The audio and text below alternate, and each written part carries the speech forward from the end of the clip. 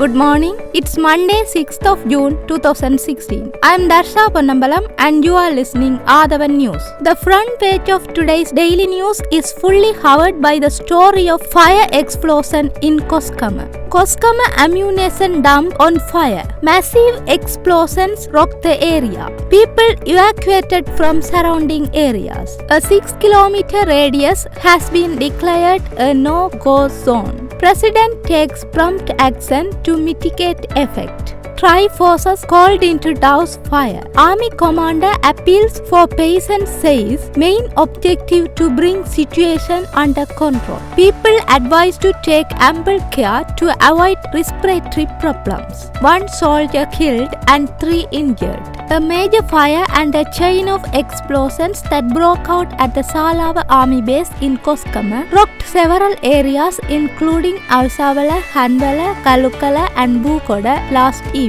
Sri Lanka military media spokesman Brigadier Janet Jevira said the fire erupted at an ammunition dump in the base. The cause for the fire, according to the army spokesman, is yet to be determined. Although firefighting engines were dispatched to the location soon after the fire started, they could not reach the camp for a few hours due to raging flames. The Air Force deployed B-2 helicopters to monitor the situation and feed information.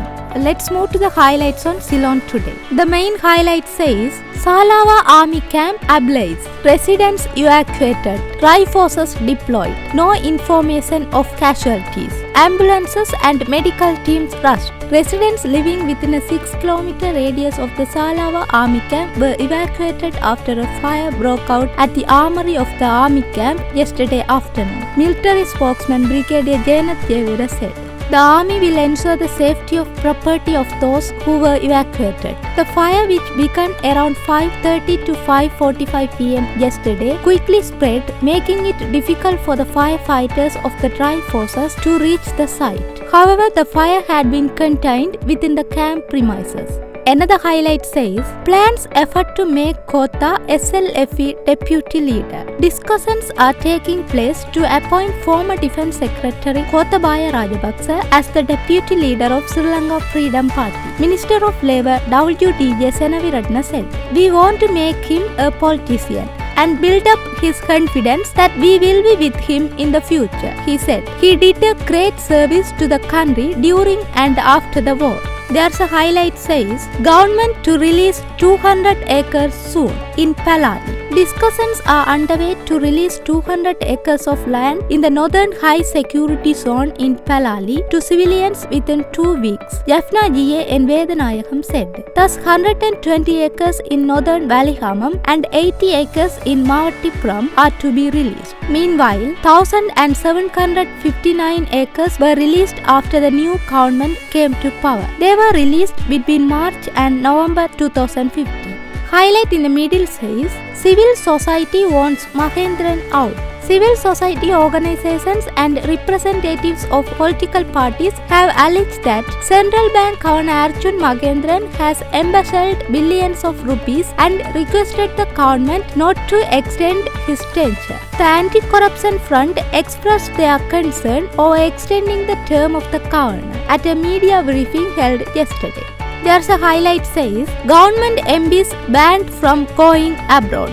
All government MPs have been banned from travelling abroad as a no-confidence motion against Finance Minister Ravi Karunanayake is due to be taken up in Parliament on 8 June. The Chief Government Whip's office has instructed all government MPs to be present in the House on 8 June and the President and Prime Minister have personally called several MPs who were to go abroad. With that story, let's move to the highlights on Daily Mirror. The main highlight of Daily Mirror also says about fire in Koskama. Koskama ammunition dump on fire. Soldier killed, several others injured. People within 6 kilometers radius evacuated.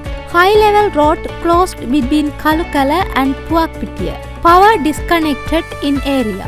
Damage minimized due to safe storage procedures. Schools, government offices closed in Abisavala. Orders CID to investigate. Security Council meeting today.